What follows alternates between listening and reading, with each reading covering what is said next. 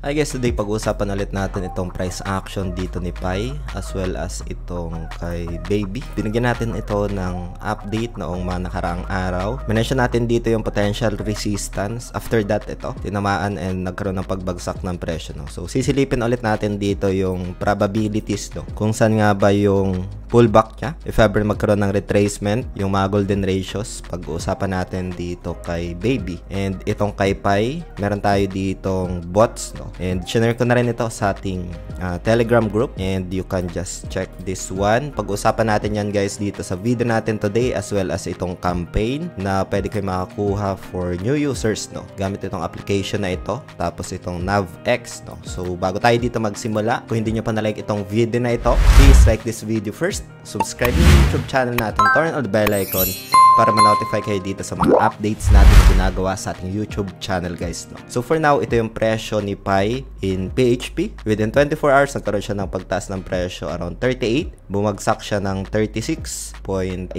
something. Tapos mas bumagsak pa pala ito, no? Right now, yung price action niya as of recording this video is nasa 36.85, no? So within 24 hours in PHP. Silipin naman natin yung kanyang price action dito. Ang isa sa mga nakikita natin dito is yung pag-consolidate lang niya, no? Other crypto going momentum right now, pero itong si Pi ay nagko-consolidate lang. If sisilipin natin ito sa 4 hours, yung resistance niya dito nasa 67 cents, no? And itong range na ito ang kanyang ginagalawan. There's a probability din dito na if magkaroon ng breakdown dito sa ating diagonal support trend line, ito, pwede pa rin niyang balikan yung support zone na ito guys, no?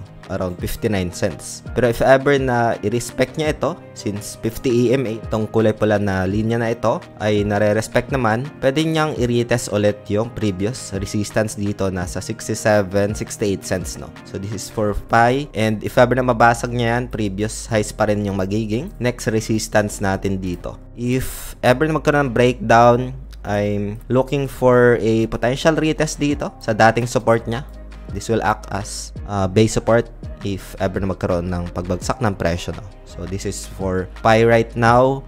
And as mentioned, we have this like bots, no? Na kung saan nagko-consolidate yung price action, nagkakaroon siya dito ng automated na buy and sell. You can just check this one guys. Lalay ko na lang yung mga official link na ito, Telegram group natin, sa description ng video na ito para mapuntahan nyo, no? So you can check this example ng AI auto trade gamit Pi USDT, no? So, yan yung isa sa makikita natin dito na probabilities for Pi right now. Kay Baby naman, ito. As per checking dito guys, no, meron tayong ginawang update noong nakarang araw. Marami din nagtatanong sa atin nito. And as per checking, yung resistance natin dito sa zone na ito ay tinamaan, no? And after that, nagkaroon ng rejection. Tapos bumagsak yung presyo. So ngayon, sisilipin naman natin dito yung probability ng retracement. If ever man, 0.618, 1 hour time frame. Pero as per checking dito sa MACD, 1 hour time frame, nagkakaroon siya ng momentum going up na ito. So nagbe-build up na siya dito ng potential reversal. Pwede siyang magkaroon ng bounce dito, pullback within this area kasi 0.618 na itong tinatamaan niya as of recording this video guys. So again, itong video natin today is just for ideas lang, for reference. It doesn't qualify as an investment or financial advice. Hope you get some insights dito, ideas, no? So ito yung isa sa mga nakikita natin na potential bounce for Baby. 4 hours time frame, ayan, nag-close siya dito below 0.618. And as per checking dito sa ating MACD, ay going to the bearish sign pa lang guys, no? Pwedeng mag-consolidate lang siya dito since galing siya sa downtrend. Yung price action, pwedeng mag-reaccumulate lang sa early time frame before siya magkaroon ng bounce, no? So yan yung isa sa mga nakikita natin na probabilities dito for Baby. Kailangan niya lang ma-fill out yung bearish dito before siya magkaroon ng reversal, just like what happened dito sa previous move niya, no? Ito. So yan yung isa sa mga nakikita natin dito na probabilities right now for Baby. And meron itong airdrop before. Sa mga hindi nakasali, you can just check this exclusively for new users, no? So get your tokens, 10,000 Baby yung makukuha mo dito, tapos 76,000 na NavX, no? Ang campaign na ito ay tatagal hanggang May 6. Nag-start na ito noong April 23. You can just join now dito. Ayan. And then, fill out mo lang yung mga information or details dito. And next, and you can just follow this simple steps, guys. No? Meron ditong mga task na you can get nung free baby dito. Ayan, ito yung makukuha mo. Tapos ito yung NABX, no? So, 76,000 NABX prize pool. Like, ito yung pinaka-task. Ayan, you can just...